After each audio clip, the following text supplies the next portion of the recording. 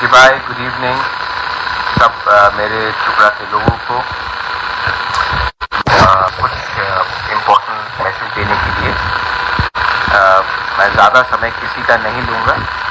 सिर्फ आपको ये एक बात क्लियर करने के लिए कि हमने एक बात क्लियरली लिखा है सबके सामने कि जब तक हमें राइटिंग में हमारा कॉन्स्टिट्यूशनल सोल्यूशन राइटिंग में नहीं दिया जाएगा, हम कोई भी पार्टी के साथ अलायंस नहीं करेंगे। ये बीजेपी हो, सीपीएम हो, कांग्रेस हो, जब तक, क्योंकि मैंने मीडिया में सुना है कि सब लोग कह रहे हैं कि हमारा अलायंस हो गया है।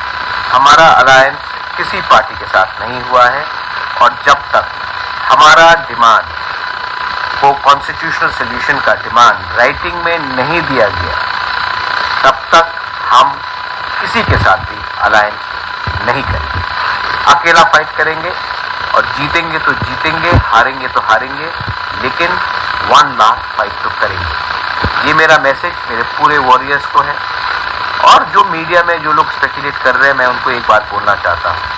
हम यहाँ तक आए हैं क्योंकि हमने अपने लोगों को विश्वास दिलाया था कि हम कॉम्प्रोमाइज़ नहीं करेंगे, हम लास्ट में अपने लोगों को कॉन्स्टिट्यूशनल सोल्यूशन दिलाकर ही रहेंगे।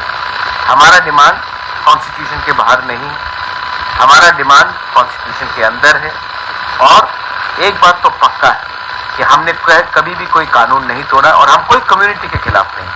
हम चाहते हैं कि हमारा अधिकार आए, किसी का अधिकार ना जाए। लेकिन जो मैंने देखा है कि मीडिया में बहुत स्पेकुलेशन हो रहा है कि मैं बीजेपी के संग जा रहा हूँ, कभी किसी और पार्टी के संग, सीपीएम के संग जा रहा हूँ या कांग्रेस के संग जा रहा हूँ, मैं किसी के साथ नहीं जा रहा हूँ।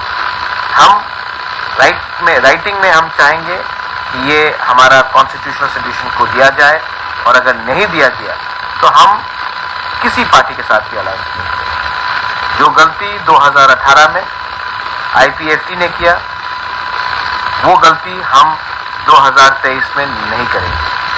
हमारे लोगों को बहुत धोखा दिया गया है पहले भी, और हम आने वाले दिन में अपने लोगों को विश्वासघात नहीं कर सकते। हमें जवाब देना है अपने लोगों को, हमें अपने लोगों को बोलना है कि हम इतने दिन तक हमने फाइट किया और आखिर में बिना राइटिंग का हम किसी के संग अलायंस करेंगे तो ये विश्वासघात होगा, मुबागरा ये होने नहीं। तो मैं अनुरोध करता हूँ सबको कि आप ये सब बात में मत जाइए। और हाँ, आने वाले 1-2 दिन में मैं आईपीएफटी से आज बात कर रहा हूँ और मैं आशा करता हूँ कि आईपीएफटी भी थानसा होकर एक पार्टी बनकर हम लोग एक संग आने वाले दिन में लड़ेंगे। मैं आशा करता हूँ कि कुछ अच्छा खबर आएगा और आईपीएफटी और तीसरा मौका भी एक हो जाएगा। लेकिन इसके बाद और भी कोई मीडिया हाउस अगर ये बात फैलाता है कि हम बीजेपी के साथ अलायंस कर रहे हैं या कांग्रेस के साथ या सीपीएम के साथ, ये गलत बात है। क्योंकि हमको राइटिंग में अलायंस चाहिए।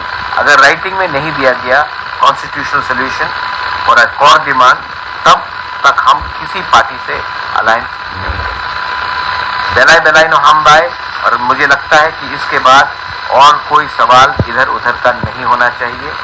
हम कॉम्प्रोमाइज़ नहीं करेंगे अपने लोगों का भविष्य के लिए, अपने नेक्स्ट जनरेशन के लिए। बेलाई नो हम बाय।